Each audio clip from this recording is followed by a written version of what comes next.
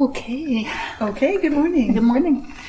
So we get the chance to talk about Louis Riel, and I'm excited about it because one of the things I think that we both do when we teach, and I know we sure do it when we teach together, is kind of fill out the rest of the story and give another perspective on what the bare bones are. And talking about Louis Riel is important. You know, we celebrate his death. That's what the date is marking, and we need to flesh out more about what his life is. And so all the conversations that we've enjoyed about learning who the people in our past are, I just really want to open up to you to say, what would you like to start to talk about? There's so many ways to talk about him. This is the face that everybody recognizes as a Métis leader, right? Louis Riel is the face. You can just see the image, the profile of him, and you know exactly who we're talking about. But do we? What do we know about him? So do you want to start talking about a little bit of sort of, you know, the bare bones of him? When we were on our way here, it was interesting to talk about how young he actually was. Yeah, most people don't realize that he was only 41 when he died, you know, when he was hanged, which is, we always think of him as this older man or this old man, and we think of him in a you know, we don't think about his youth, because really he was still really young. Right. And I guess the other thing that I love, you know, I remember when I used to do a lot of research, I tried, because when I started reading about him, it was in probably the early 70s, when I was trying to find out more about Métis people. And one of the things that I did first was I read some of his poetry and some of his writing, and I thought, why does he keep talking about these people that, you know, these strange people? Who are these people? Like, who are the Montagues? And, you know, why does he talk so much about the Virgin Mary and you know, the Magdalene and all of these people? And so I started to look at, you know, in those days I didn't know anything about research. I just knew that I was nosy and I wanted to find out, and I'd go digging. And so I started to read to find out about all these people. And I mean, what I found was incredible. But before I talk about that, I just want to say that the other thing I think it's important for us to talk about, because we never talk about diversity among us. You know, we think about Métis people as just this big melting pot of mixed blood people, and that's it. We don't think about, you know, even when we say Michif, it kind of lumps us all together, and we don't acknowledge that there are differences. You know, that the people in Île Cross are different from the people in Lestock or in Indian Head, where you come from, are different from the people in the community I come from. And that our language, all of our languages reflect that. You know, we all speak Michif, but we have our way of speaking it that are peculiar to the land that we come from and the landscape, simply because you know, those are the things that, you know, you don't talk about lakes when you come from prairie and you don't see lakes. So to look at diversity, and when we think of Riel, we never think about, you know, most people assume that he probably was, you know, either Cree or Soto, but they never really think about that. But he was a Dene Métis. You know, in those days, he would have been called a Chipewyan Métis. You know, that was his grandmother was a Dene woman. And that, the other thing we don't talk about is that Louis Riel was born in Île Cross. Or, I mean, his father was born in Île Cross. Right. You know, that's his background. And those are really important, because it gives him a place. We think of him only as that he came from Red River, or that his roots were in Red River. His roots were here long before Red River, you know. So those I think are conversations that students never have. They don't ever, they're not taught that in school. I certainly wasn't taught anything about that. And even when I went to university, nobody really talked about any of those things. We just talked about this man who we all thought of as older, who was hanged, and that he was religious and probably insane.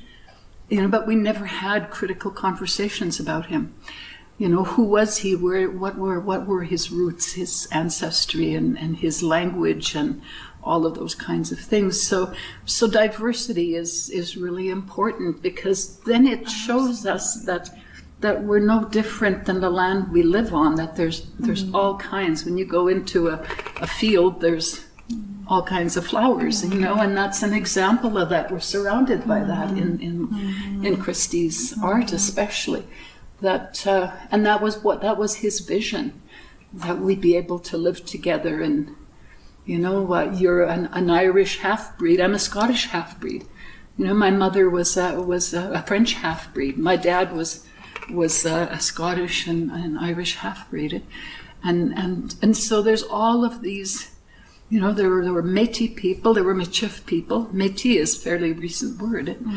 Michif is the old word, or half-breed, or country-born.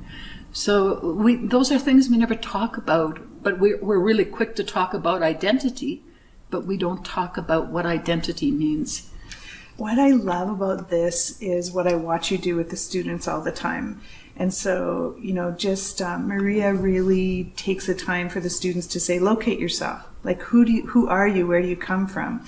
It's pretty easy to just attach to, I'm Irish, I'm a half-breed, I'm a this. Who actually are you? So maybe we should start there. Maybe we should talk about his roots, talk about his father, because one of the things that I think is fascinating is how he comes to be who he is. And I'm fascinated about that because I remember a conversation that you and I had about Rosa Parks, and you said, she didn't just show up on the bus one day, Marilyn. She didn't just get on the bus that day and decide this is what's going to happen. She's groomed and educated and is formulating her life into one of resistance and activism. I'm assuming, of course, Louis Riel has the same kind of rich background. And that's the other thing that nobody ever really talks about is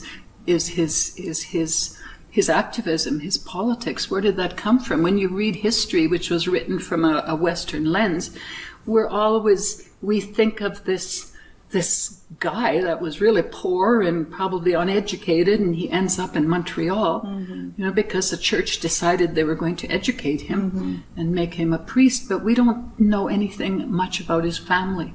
His father, I told you, was born in Ile Cross, and that he was a Dene Métis.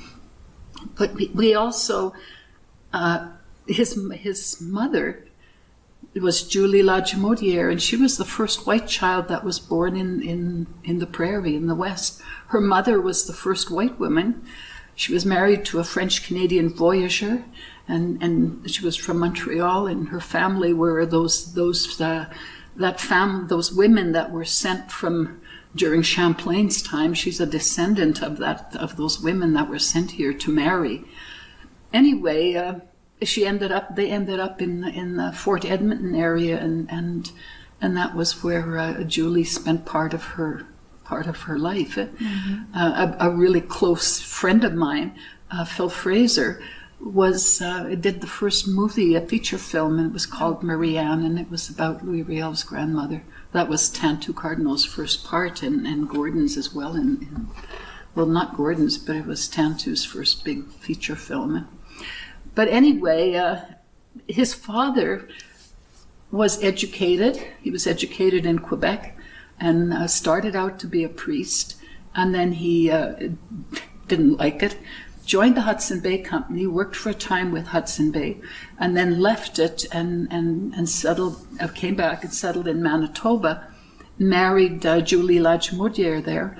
And he was educated as a wool carder and a miller, and set up his business. He was never real successful in his business. He was one of those people that was busy helping everybody, and he was a community leader.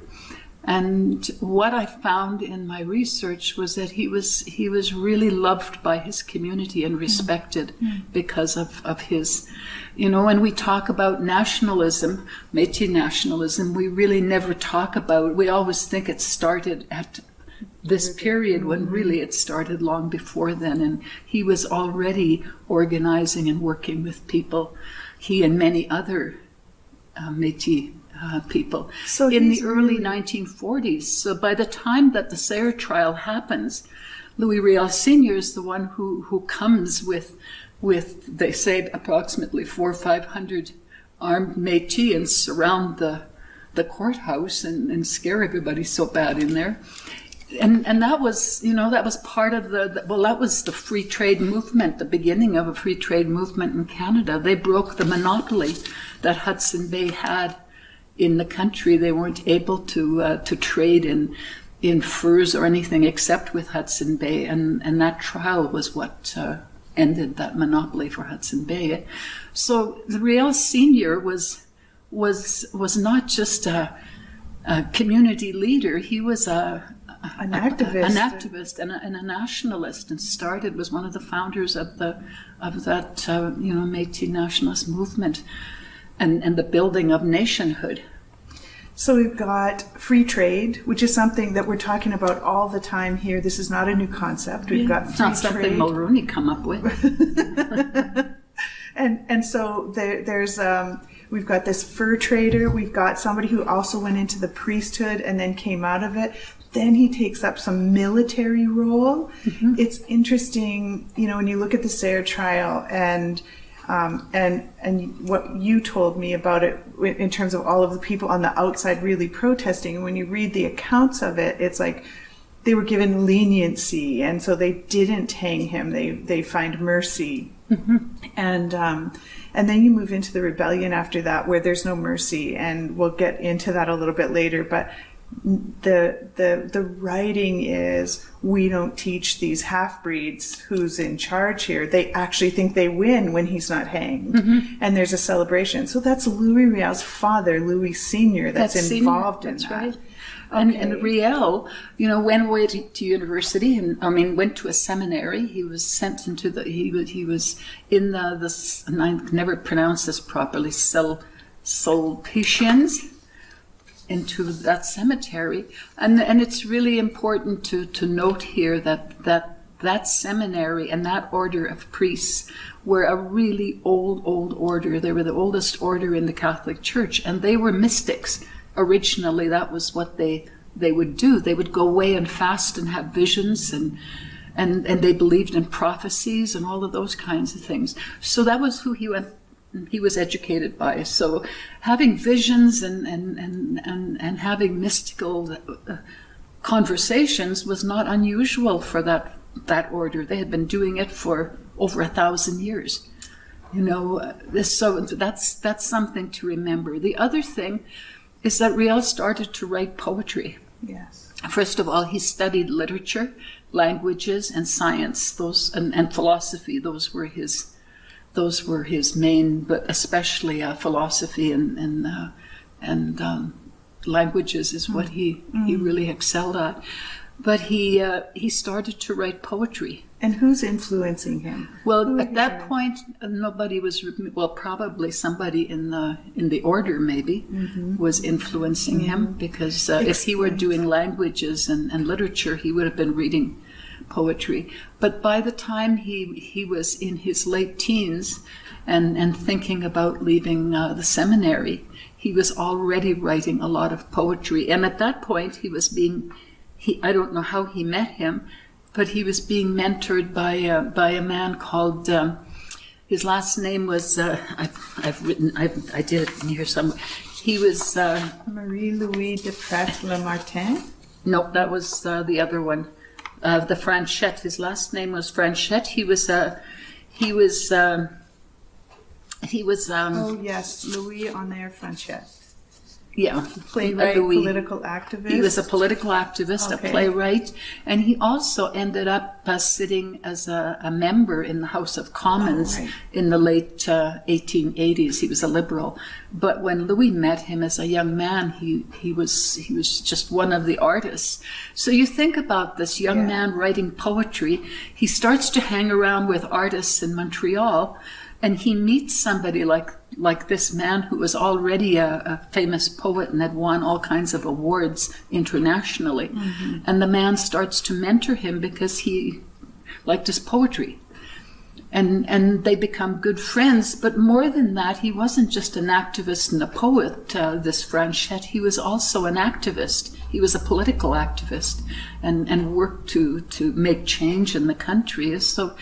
So here's this young guy hanging around the cafes with these artists and writers, and they're having conversations. It's probably pretty awful having to come back to the seminary after that. So, when I think about myself as an artist, when I'm with other artists, we don't talk about dull things. We talk about what's happening in the world and where change is happening, and especially as Métis people, I know with Christy and different people, we talk about, well, what can we do, to influence. And I remember all these conversations that we had, and it ends up being art and poetry and literature, and we end up with places like this. That's what art feeds. It feeds and nourishes places that'll educate you, and you start to have nationalistic feelings, especially when you've been totally ignored and forgotten all your life. So that's what was happening to Riel. He was being inspired, and this Franchette introduced him to to this Parisian poet who was Marie-Louise de Prat Lamartine introduces him to his work. Now that writer, that poet, was also an activist, but he was really in the middle of all of the upheaval that was happening in France. It was during Napoleon's time, and he was writing all of this poetry. And that was during a period that was called the Romantic time, or the time of romance for poetry. So the poetry was really romantic. It was really religious, because there's that kind of romance had a lot. It was very pure, which is one of the reasons why when you look at Riel's poetry, there's so much. All of these women and these pure women and all of this emotional. He's got seminary teachings and all of Magdalene. That, all mixed with that. So these were people that were a part of his life. So he left the priesthood or the seminary, and then he went and started to study law. He was really poor. He worked as a law clerk, but then he realized he didn't want to study law, and he traveled around in the U.S. for a period of time.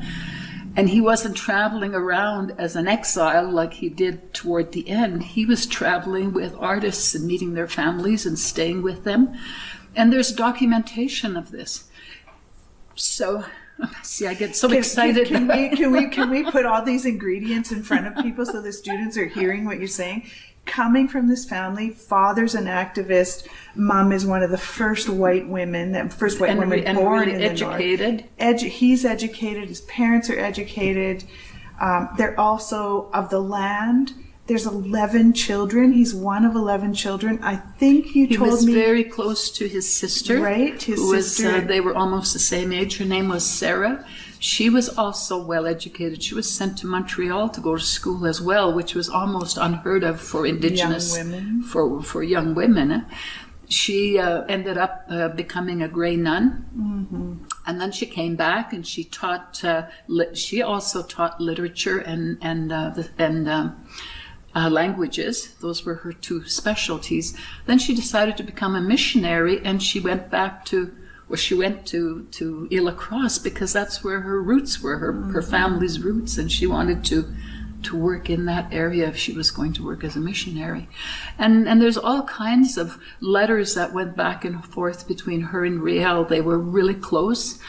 And Flanagan published a lot of that stuff, but he insinuated that Riel had an incestuous relationship with his sister, right, which was totally gross when you think of it. You know, you come from a big Métis family. You know, Métis people in a family are very loving. We might have all kinds of crazies, but we're very loving and passionate with each other. And I think about my own relationship with my brother, who's an artist, and you know, how close I am to him. And growing up together, we helped each other in different things that we did in our lives, and so you can relate to the relationship that Riel had with his sister. And they don't. And you said they were separated at age 11, when he 12. went away, they were separated, and he never saw her again. But and all he's of very these letters, young. and he's very young, and she's very young. And then what goes into his life after that is he's in the seminary. Is this the equivalent of residential school? What is he as a young boy going through in this education? Other thing to think about is, first of all, a seminary is that kind of seminary when they took young men from communities, you know, and sent them away to be priests. First of all, from a parent's point of view, that's the only way your child was going to get an education, right, was either the church took him or the Hudson Bay Company took him, you know, or later on the Northwest Company. Mm-hmm. Otherwise, how could you afford, if you were just a poor family, to put your child in school? So having two kids in school was really something special, but they had to do it through church. But when they took young children like that to educate, they were really in residential school, because when adults went away to the priesthood, there was a place for adults to learn to be priests and nuns. But these young boys were bought, so we know what residential schools were like. Sure. So when you read records about how morose he was and really prone to depression and stuff like that, that's what the records say about him in the church. Well, we can understand today if we put on that lens of residential school or a seminary and being raised with, you know, hundreds and hundreds of miles from your family, and you never see them again. He didn't get to go home for his dad's illness. He didn't get to go home for his dad's funeral. You know, he missed out on everything, and to be in this place, of course we'd be remorse. We'd probably be suicidal if we were there. And he comes from activism, and artists are activists by their very nature, and he's surrounded by them. He finds voice in there. Like, it's really interesting about what the ingredients are that go into making him. Yeah, that shape him as a young man, first with his family, with his father's life. You know, his father instilled those are things that don't just come from your parents. Those are things that, you know, today we talk about memory and the blood and stuff like that.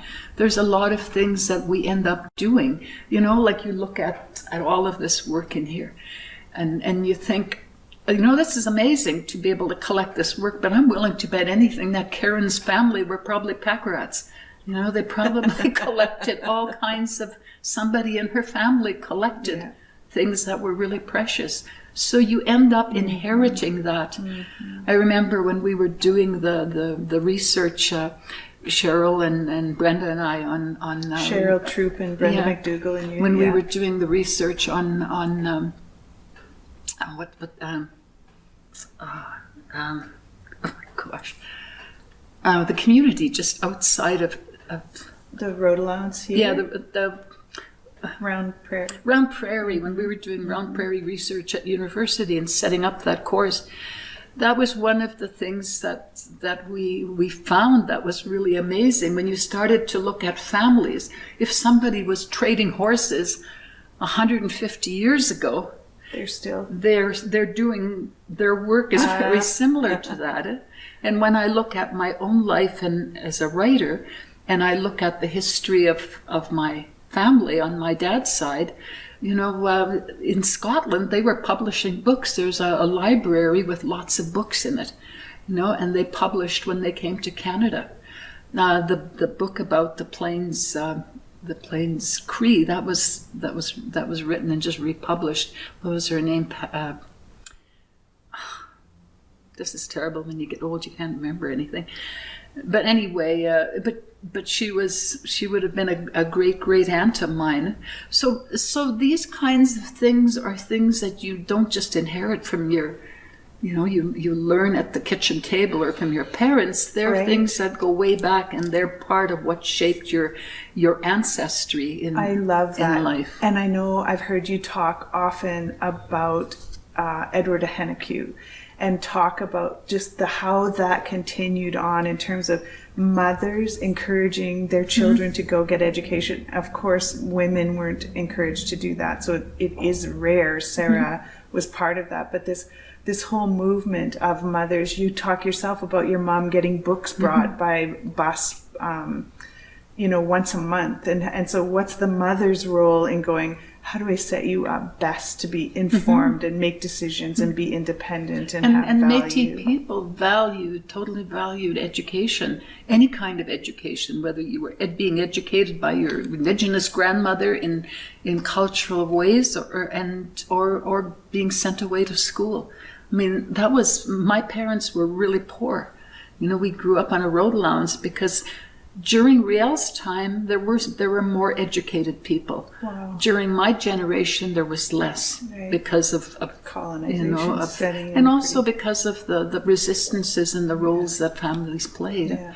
So those are things that were, knowledge, and in our language, sketamuan, to learn to take it in and study and learn from old people and learn how to do, fine work and learn how to. Those things were treasured and that's education. Yeah. It's and so when they realized that reading and writing is something that was really important, they did everything. I know my parents valued education, and I can't think of a Métis family in my lifetime that didn't value education, even if they couldn't give it to their children.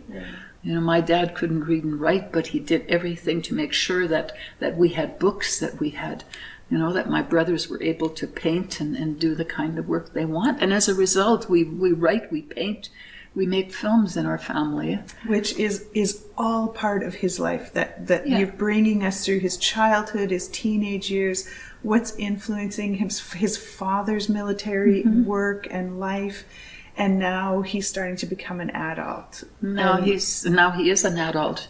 He's been traveling in the U.S. Right. We only ever hear of him traveling in the U.S. as an exile. We don't ever hear about him traveling as an artist. You don't read about that. But his publications are 2 books of poetry, right? He has poetry. He has all of this writing. So when you look at all of that, and then him coming home, and he didn't just end up there and decide he was going to put his foot on that fence and stop the surveyors.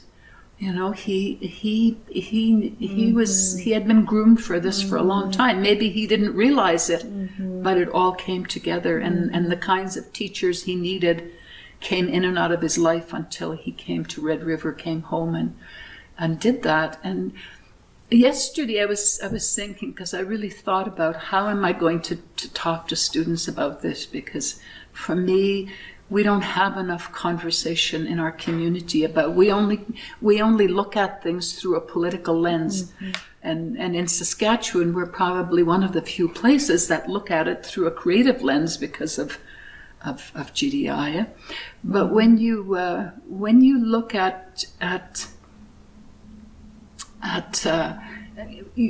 when you think about all of that, and you think about, one of the things that they often say about Riel is, why did Gabriel follow him? Why did these men follow him? He was a young man. They were old men. One of the things that people always say was Batoche was a war of old men. Those were old men. They were not. He was the young man in that group, and a few others, but most of them were old men. Why did they follow him? These uneducated buffalo hunters like historians write about. Because there's something inside of us, all of us, whether we're educated or uneducated as Métis people, that comes, I believe, from our Indigenous grandmothers, that sense of what's spiritual and that connection to the land, and his passion, and in the way that he was able to express that to them. They maybe didn't have a clue what he was talking about sometime, but there was something that their spirits felt, just like when you look at these paintings, it wakens something inside of you. So no wonder he said that it'll be the artists that will lead them. I love this. When you think about that. But I was going to tell you that yesterday I was thinking, how am I going to tell this story? And I was when I get really kind of depressed and I don't know what I'm going to do, but I have to do something because it's right there.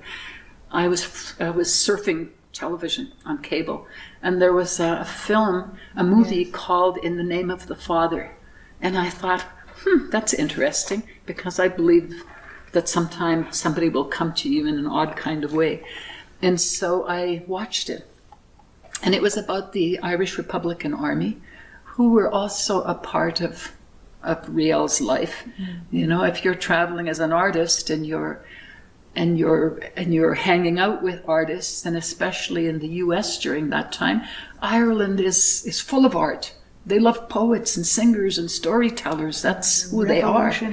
And they're revolutionary. They don't take things sitting down. So he would have met those people. So anyway, I decided to watch it. I thought, so Louis is sending me this. And what it was is the life story of the 4 men who were charged and given life sentences in the 1960s, late 1960s, for bombing in London. And there were a lot of people killed. And it was 4 young men, 2 really young men, and the father of one of those men and another man, as well as a sister, the sister of one of these guys, and then lesser sentences because they were given life sentences, 30 years minimum. And then other members of the family, like old aunties and stuff, all got charged as, they were charged for terrorist activity. And the whole story, and it's a true story, it's because they were freed eventually.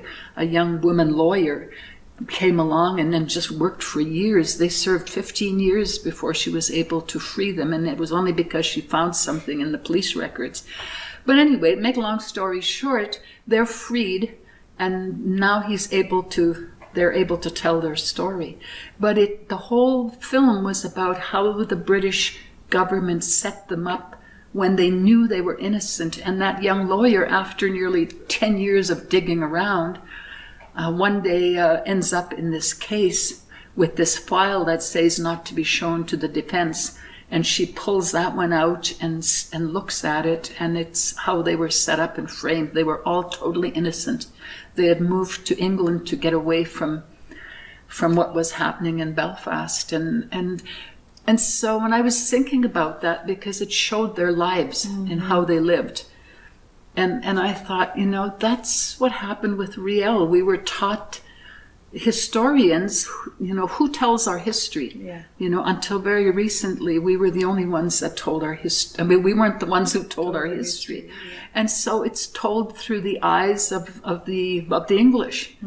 It's not French history we're reading even. It's English, from an English history, and English colonizers actually. Yeah, and also. They decided, why didn't they tell us that the seminary was an order of mystics? Why didn't they tell us that Riel was influenced?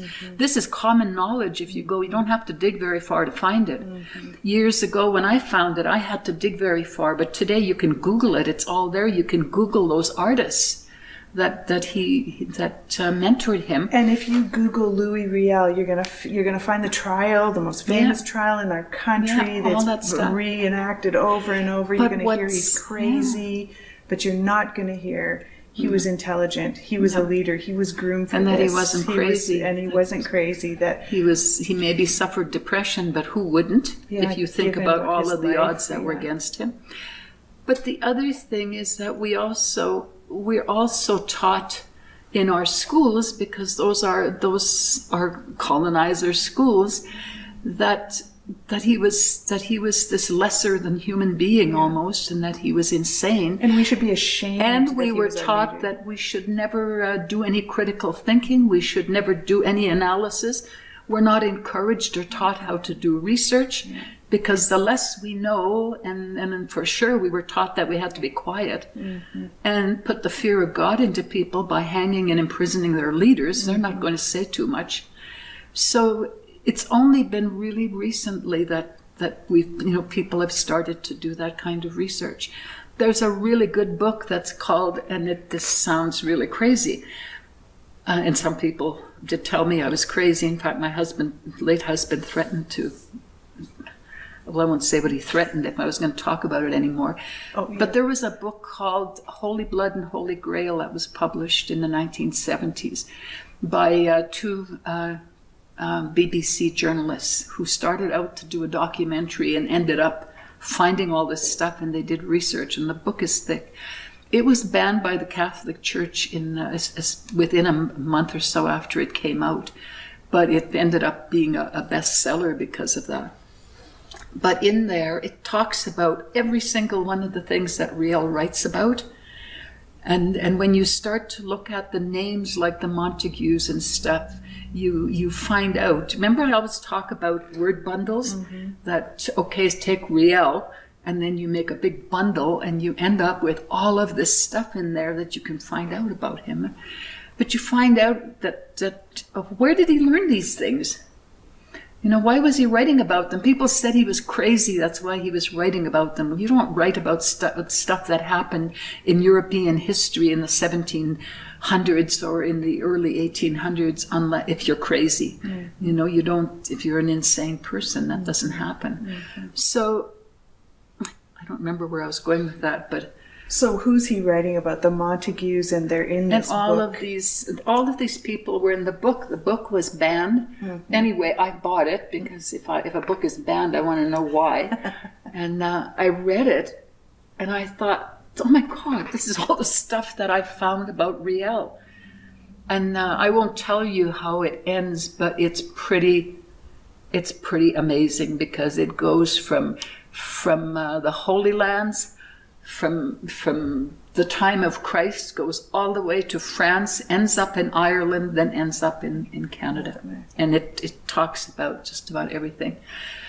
But the last thing I wanted to say was that Riel, when he was doing all this reading and talking with artists and stuff, there was a movement in Europe that was like a New Age movement that we have today, that was happening in England, in France and Spain, Italy, all over. Yeah. And you can find that in the writings. The New Age movement is kind of a land-based religion, but it was kind of the beginning of what ended up being the New Age movement today. Okay. So they would have been talking about those things as well, and it was the relationship that people have to land, and talking about what was there before there was Christianity. Christianity was only 2,000 years old or whatever. What was there before? So reading about all of that in this book, almost, like I said, I almost got kicked out of the house, because I was like a crazy woman when I found all this. Nobody wanted to listen to me. I remember Harry yelling at me one day, "Stop talking about that stuff. I don't want to listen to it anymore."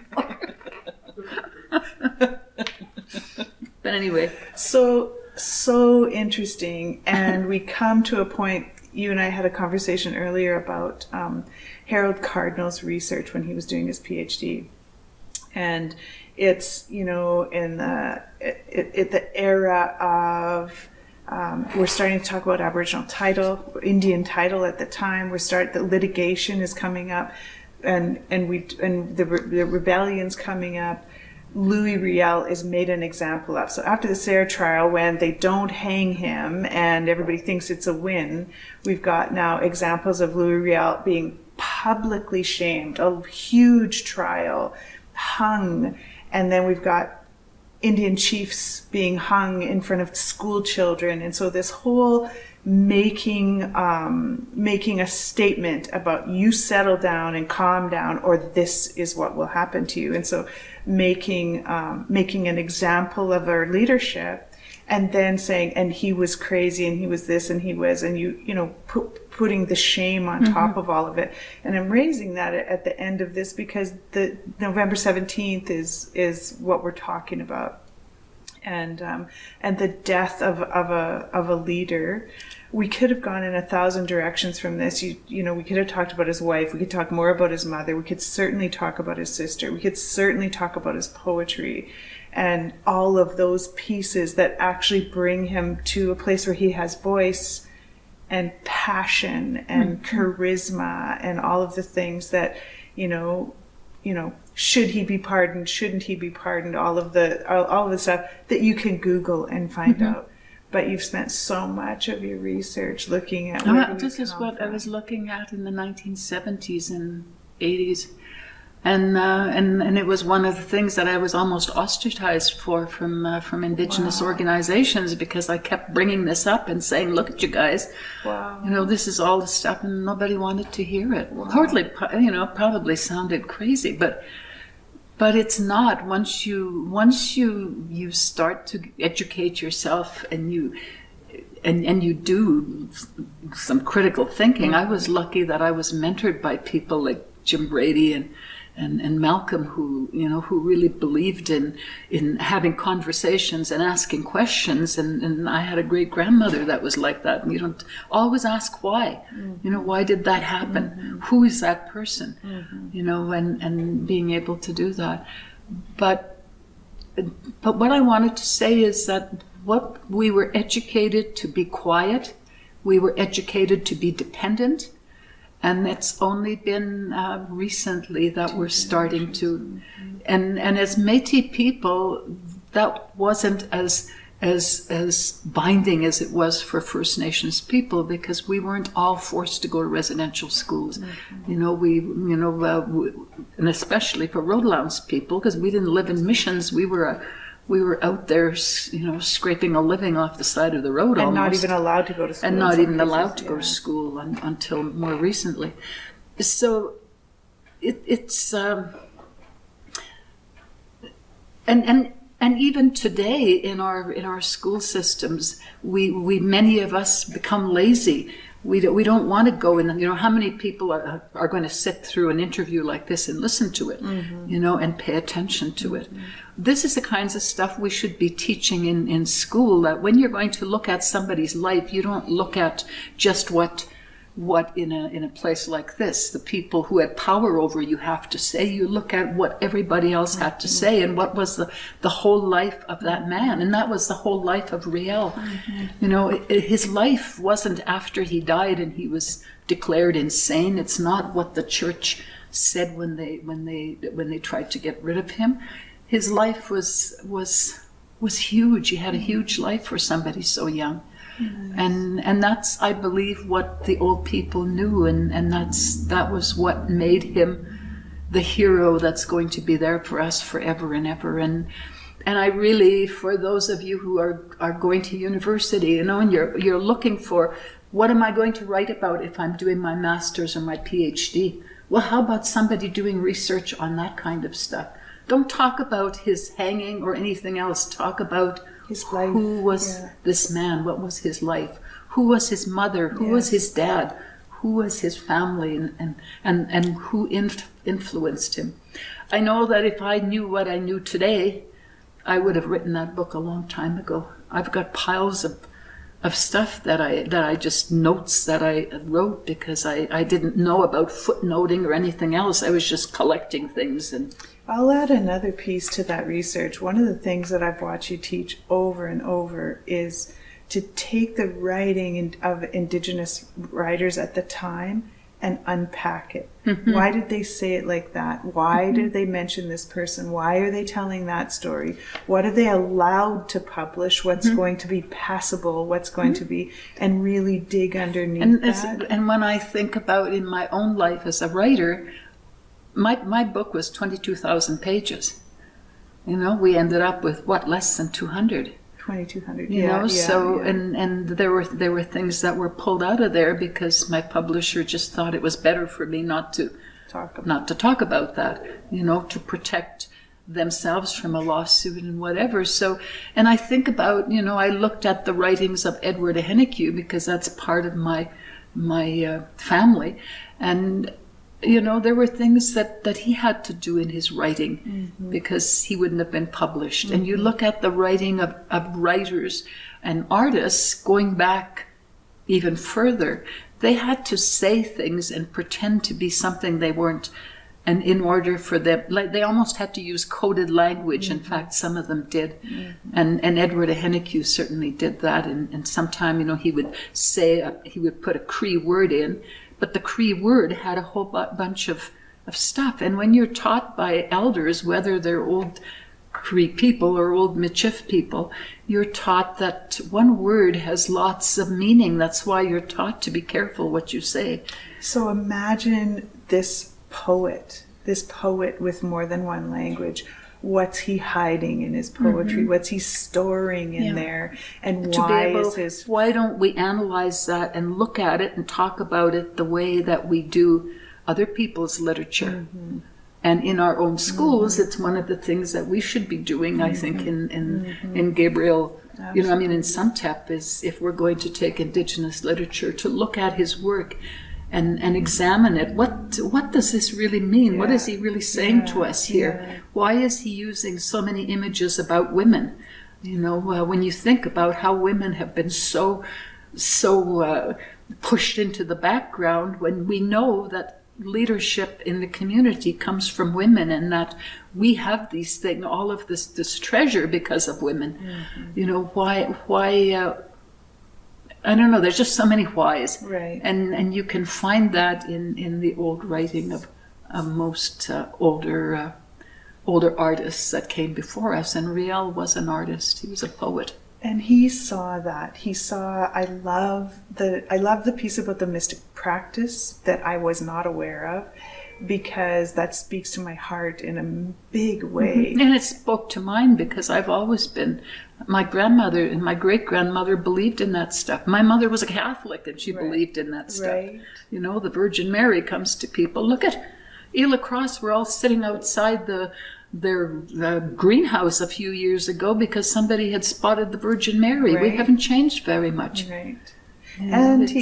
And and his last words, excuse me, and the artist will lead them.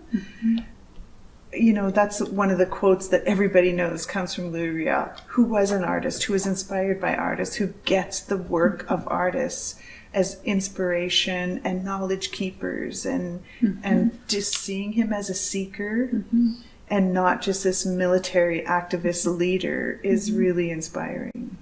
And I think a part of it is because when we think of mysticism, all of that kind of spiritual stuff, whether it's Catholic or it's Indigenous, as Métis people, we've been so shamed about our Indian roots that we don't want to talk about that stuff. And certainly the very, you know, contemporary Métis movement has made that. I remember coming to a Back to Batoche Days thing, and I went on the walk, and this was in the really early days, and I had sweetgrass, and I was going to burn it, and I got told to get out, and the people that were with me to get out, that they didn't want no sweetgrass burners in the, you know, I can still see what's his name yelling at me, you know, get that stuff out of here. And then we got sent out of there. It was all fenced. That was the mass grave was all fenced after. For this particular event, so that wouldn't happen. And we had wire cutters, and we cut the wire and came in anyway. And I always remember there were a couple of old elders that helped us to come in so that we could, and we lit the sweetgrass. But it was Oh, wow. It was a really huge statement on Métis people. And Wow. but we've been so shamed to recognize or acknowledge our Indigenous roots.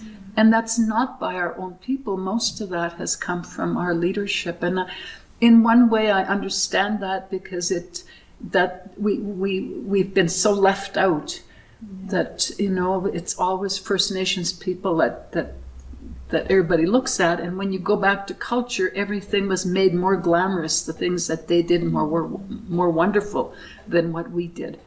And that's what the colonizer does. That's part of how you divide people and split them up, and so we have a lot of shame and all kinds of things. But if we don't acknowledge that part of ourselves, there's always going to be a part of us that we're not going to really be able to bring together. And in order to be, because everybody's really into being Métis, you've got to have those two together and understand why both of them are important in our lives. Whether we become Catholics or Anglicans, or we become traditional people like myself, or we become born-again Christians. That own yourself, whoever our it is. people have always been deeply spiritual, and they recognize that. And it's once we were no longer free. We didn't own ourselves anymore. We were owned by the government and we were owned by the church, that all of those things started to change. And I hate to sound, whatever the word is for it. As Rhodlands people, we didn't have to suffer that as much as they did in other places, simply because nobody wanted to acknowledge us. So we were able to retain languages of our grandmothers as well as our own Michif language. We were able to retain all kinds of things because nobody bothered us until they wanted the land and they booted us off of it. That's not the way we talk about forgotten people, is it? That's a huge thing for me to hear you say that. I was so fortunate to grow up in a family where culture and language was absolutely retained by, I was surrounded by language. Did you grow up in the Rhodlands community? I did. I see being forgotten is, you can Sometimes actually a still hold blessing. some of this. Yeah. Wow. Anyway. Thank you for today. That was great. It was nice to find some really juicy parts of the history of a leader that we are known for, that he's the leader, and it was really great to have this conversation. So there's a painting that Sherry Farrell-Rosette did about the women in Riel's life, and I think that it's really worthwhile if any of the students are ever in Regina to go and see that. Because it's a mural, right? It's huge. Yeah.